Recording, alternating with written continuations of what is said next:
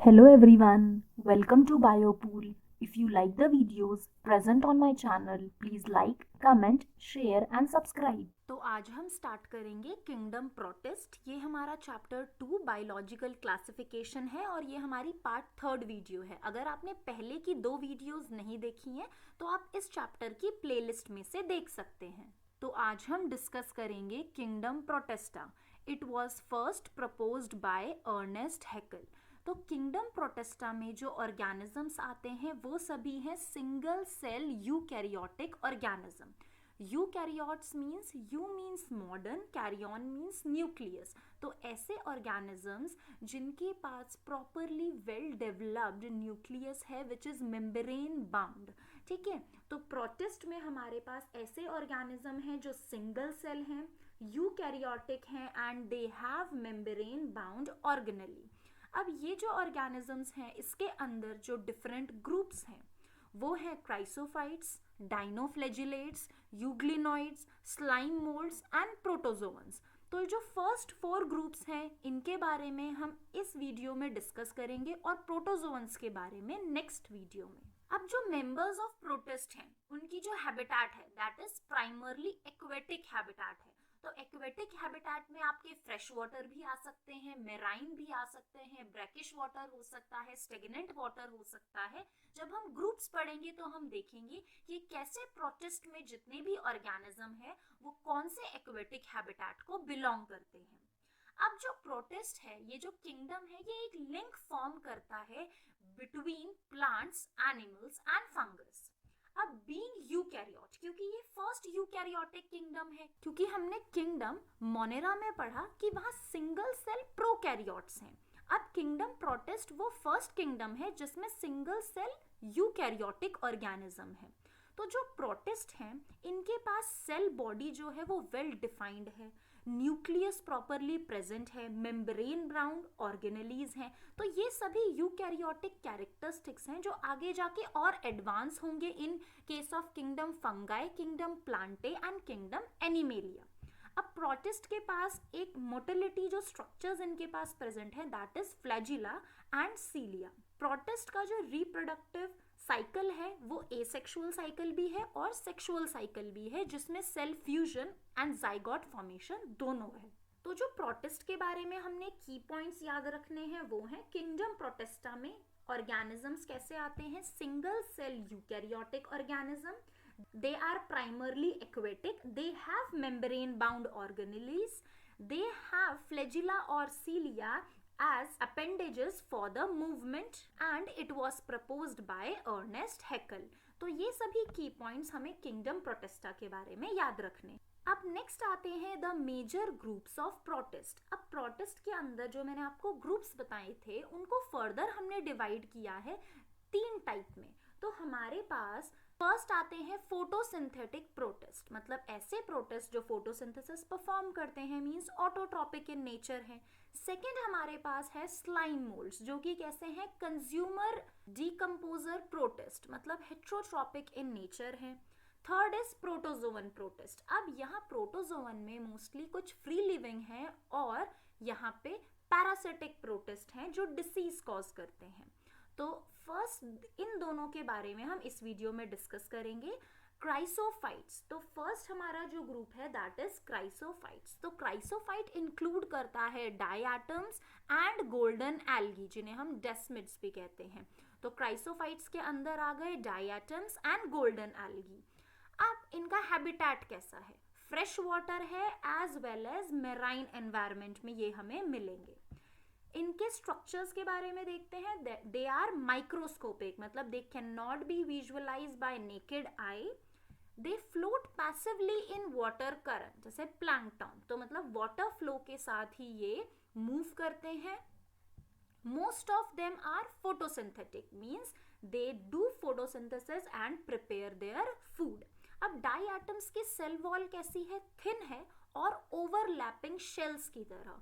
तो ये किस तरह से होता है, जैसे आप सोप बॉक्स देख लो या फिर जो मैचस्टिक के बॉक्स हैं, जिस तरह से ओवरलैपिंग होते हैं, तो उस तरह से इनकी सेल वॉल्स भी जो हैं वो ओवरलैपिंग है और थिन शेल्स हैं। डाई एटम्स बहुत ही अच्छे गुड पॉल्यूशन इंडिकेटर्स हैं। जैसे कि आपको पता है लाइकेंस भी बहुत अच्छे पॉल्यूशन इंडिकेटर्स हैं। तो जहां लाइकेंस प्रेजेंट हैं इसका मतलब वहां पे एनवायरनमेंट बहुत ही प्योर है, पॉल्यूशन कम है।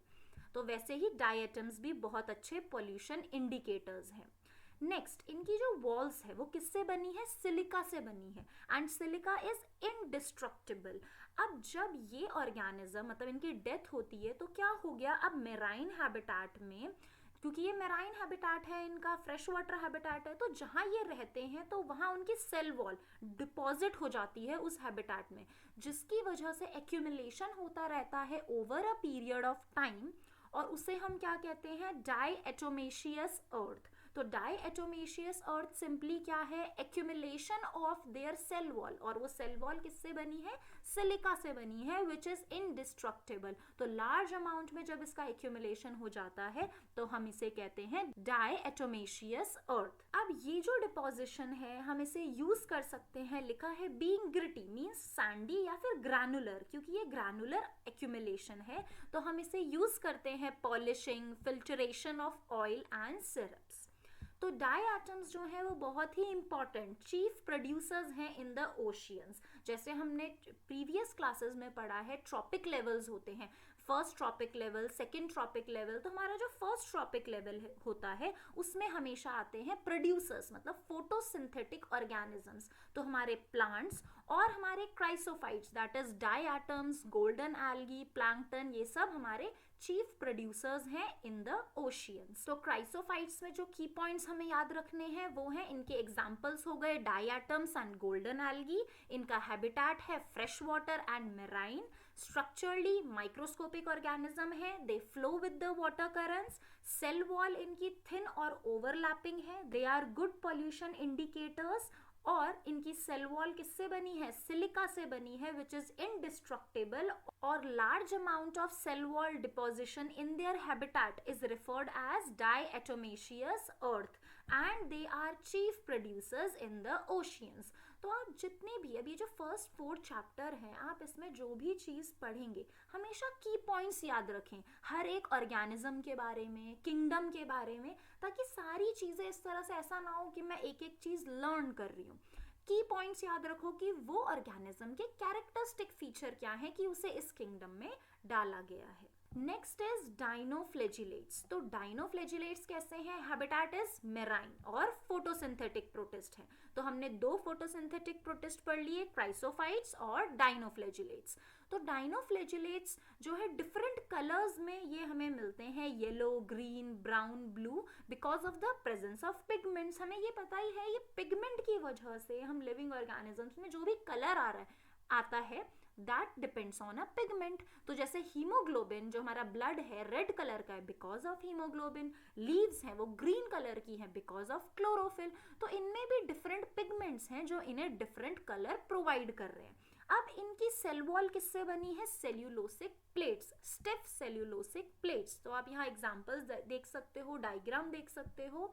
इनके पास 2 फ्लैजिला हैं। अब 2 फ्लैजिला कैसे हैं? एक ट्रांसवर्स फ्लैजिला है एंड एक लॉन्गिट्यूडनल फ्लैजिला है। अब नेक्स्ट जो बहुत ही इंपॉर्टेंट फिनोमेना है इन केस ऑफ डाइनोफ्लैजिलेट्स, अब क्या होता है जब डाइनोफ्लैजिलेट्स रिप्रोड्यूस करते हैं, जब ये डिवाइड होते हैं या मल्टीप्लाई होते हैं, तब ये टॉक्सिन्स रिलीज करते हैं। और ये टॉक्सिन्स की वजह से कई ऑर्गेनिजम्स जो हैं इन द ओशियन या इन द मेराइन एनवायरनमेंट, कई ऑर्गेनिजम्स इस टॉक्सिन की वजह से उनकी डेथ हो जाती है। तो जब ये रैपिड मल्टीप्लिकेशन होता है, they make the sea appear red, और इसीलिए हम इसे क्या कहते हैं? Red tides. तो red tides is the phenomena which is shown by dinoflagellates when they divide और रैपिडली मल्टीप्लाई। नेक्स्ट आते हैं यूग्लिनॉइड्स। तो यूग्लिनॉइड्स कैसे हैं? हमारे फ्रेश वाटर ऑर्गेनिज्म हैं और ये कहाँ पे मिलेंगे?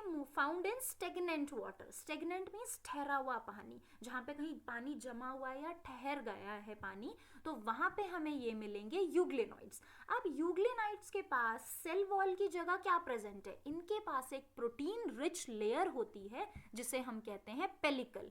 तो ये पेलिकल लेयर इनकी बॉडी को फ्लेक्सिबल बनाती है। अब इनके पास भी दो फ्लैजिला होते हैं, शॉर्ट एंड लॉन्ग फ्लैजिला। अब ये कैसे हैं ऑर्गेनिजम्स? अब ये दो मोड ऑफ न्यूट्रिशन शो करते हैं। In the presence of sunlight, they are photosynthetic, but in the absence of sunlight, they behave as heterotrophs. तो ये दूसरे छोटे ऑर्गेनिजम्स को स्मॉलर ऑर्गेनिजम्स पे फीड करते हैं।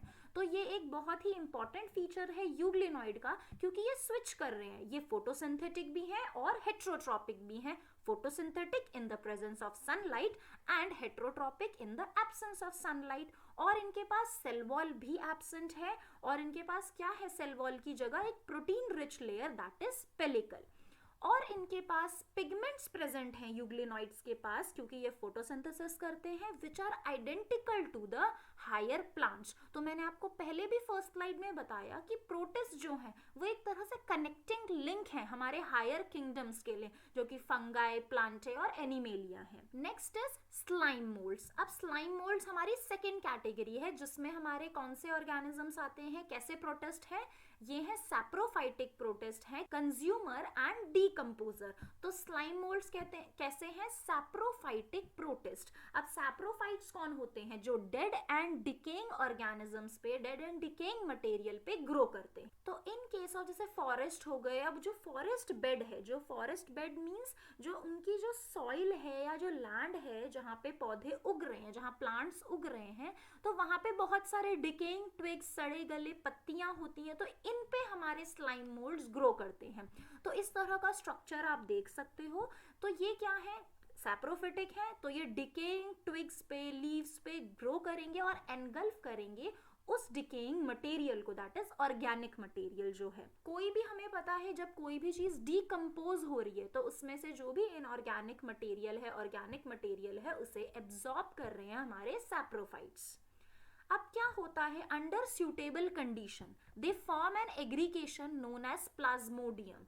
तो ये जो एग्रीगेशन है ये है प्लाज्मोडियम। अब इसे उससे कंफ्यूज ना करें जो हमारा प्रोटोजोअन प्लाज्मोडियम है जो मलेरिया कॉज करता है, ये डिफरेंट है। ये प्लाज्मोडियम क्या है? एग्रीगेशन है जो कि स्लाइम मोल्ड्स फॉर्म करते हैं अपने हैबिटेट में, जो कि सेवरल फीट ग्रो करता है आपके फॉरेस्ट बेड में। तो आपका ये जो प्लाज्मोडियम स्ट्रक्चर है ये कब फॉर्म होता है? Under suitable condition.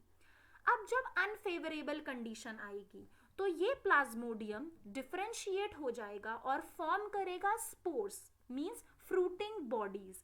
अब ये जो स्पोर्स हैं इनके पास है true walls, they are extremely resistant and can survive in adverse condition. क्योंकि ऑब्वियसली अनफेवरेबल कंडीशन हुआ है तो आपके स्लाइम मोल्ड्स ने ये स्पोर्स प्रोड्यूस किए हैं। अब जब फेवरेबल कंडीशन आएगी तो ये जो स्पोर्स हैं ये वापस आपके जर्मिनेट होंगे और फॉर्म करेंगे स्लाइम मोल्ड्स। तो आपके जो स्पोर्स हैं वो कैसे डिस्पर्स होते हैं? Through air currents. तो स्लाइम मोल्ड्स हमारे सैप्रोफाइटिक प्रोटिस्ट हैं, they grow on dead and decaying twigs and leaves. Under favourable condition they form this aggregation known as plasmodium which grow several feet. Under unfavourable condition ये जो plasmodium है it forms fruiting bodies और spores bearing at their tips. और ये spores कैसे हैं? इनके पास ट्रू वॉल्स प्रेजेंट हैं and they are extremely resistant and can survive in adverse condition. मतलब कितनी भी हार्श कंडीशन हो ये सर्वाइव करते हैं और डिस्पर्स होते हैं थ्रू एयर करंट्स। अब जैसे ही फेवरेबल कंडीशन आएगी ये जर्मिनेट होंगे और आपका मैच्योर ऑर्गेनिज्म फॉर्म करेंगे। इस वीडियो के नोट्स आपको मिलेंगे बायोपूल के टेलीग्राम चैनल पे और इसका लिंक आपके लिए नीचे डिस्क्रिप्शन बॉक्स में है। If you like the videos, please like, comment, share and subscribe. Thank you for watching the video.